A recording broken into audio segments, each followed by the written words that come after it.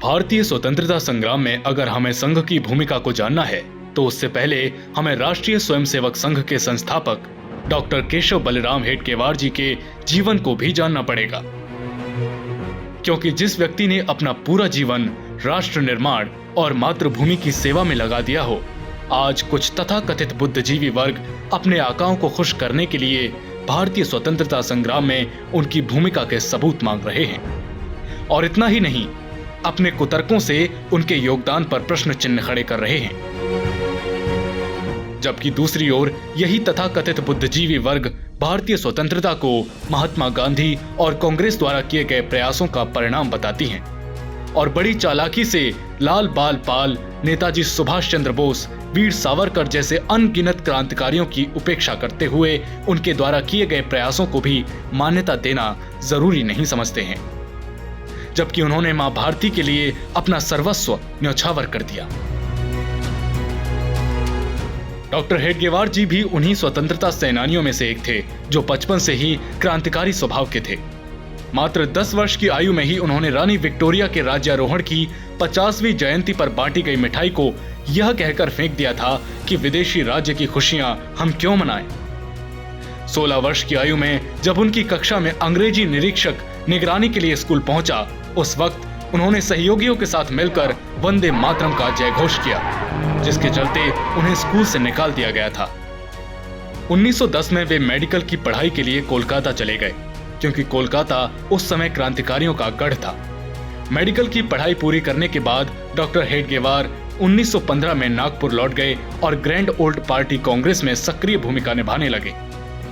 1920 में कांग्रेस के नागपुर अधिवेशन में डॉक्टर हेडगेवार ने पूर्ण स्वराज्य को लक्ष्य बनाने का प्रस्ताव रखा, तब इसे अस्वीकार कर दिया गया, जबकि 9 साल बाद कांग्रेस के लाहौर अधिवेशन में इस प्रस्ताव को स्वीकार कर लिया गया। 1921 और 1930 में डॉक्टर हेडगेवार जी ने सत्याग्रह में भाग लिया और जेल भी गए। इस सब के बीच एक प्रश्न डॉक्टर हेडगेवार को सतत सताता रहता था कि 7000 मील दूर से व्यापार करने आए मुट्ठी भर अंग्रेज इस विशाल देश पर राज कैसे करने लगे। जरूर हम में कुछ दोष होंगे। उनके ध्यान में आया कि हमारा समाज आत्मविस्मृत है और बटा हुआ है, जिसका लाभ लेकर अंग्रेज यहाँ राज कर सके। अगर स्वतंत्रता मिल भी गई तो कल फिर इतिहास दोहराया जाएगा। इसलिए डॉक्टर साहब ने समाज को आत्मगौरव युक्त, जागृत, संगठित करने एवं दोषों से मुक्त करने के लिए वर्ष 1925 में राष्ट्रीय स्वयंसेवक संघ की स्थापना की। संघ के स्वयंसेवक राष्ट्रीय हित की सभी गतिविधियों में सक्रिय रहते थे। वर्ष 1938 में हैदराबाद निजाम के द्वारा हिंदुओं पर अत्याचार के खिलाफ हिंदू महासभा और आर्य समाज के सत्याग्रह में अनेक स्वयंसेवकों ने भाग लिया था। 8 अगस्त 1942 को महात्मा गांधी ने अंग्रेजों भारत छोड़ो की ऐतिहासिक घोषणा की।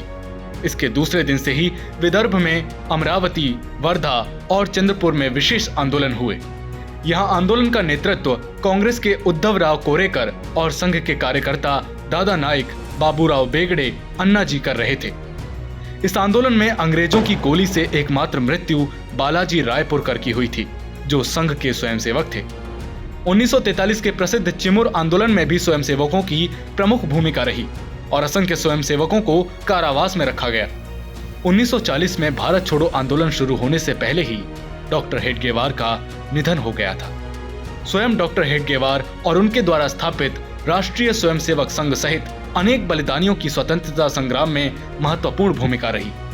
भारतीय इतिहास में उन्हें स्थान ही नहीं मिला। दुर्भाग्यपूर्ण रूप से भारतीय जनमानस में यह धारणा बैठा दी गई कि कांग्रेस ने ही भारत को आजादी दिलाई, लेकिन ये आधा सच है। वास्तव में मां भारती की स्वाधीनता के लिए संघ स्वयंसेवकों सहित हजारों क्रांतिकारियों और हुतात्माओं ने अपना जीवन, अपना सब कुछ दांव पर लगा दिया। उनकी उपेक्षा करना घोर अन्याय है।